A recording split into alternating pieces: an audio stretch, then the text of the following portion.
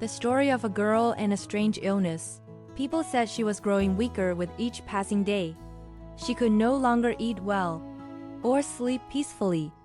But what frightened her most was not the illness itself. It was a dream that returned to her night after night for months. Every night, she saw an old, abandoned house slowly catching fire. And inside, people were crying for help. The door was locked from the outside.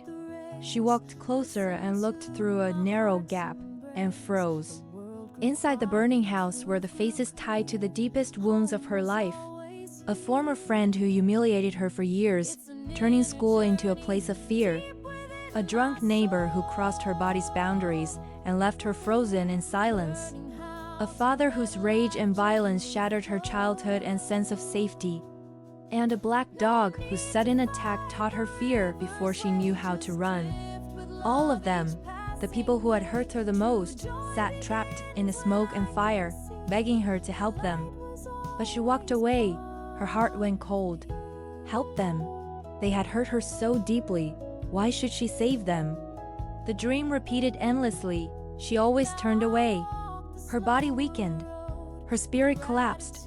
Her whole life felt as dark as the dream burning inside her. Until one day, someone took her to meet an old wise man. After hearing her story, he gently said, "Your time is running out. If the dream comes again tonight, open the door. Set them free. Don't hesitate." That night, the dream returned. The burning house, the cries for help, the faces she never wanted to see again.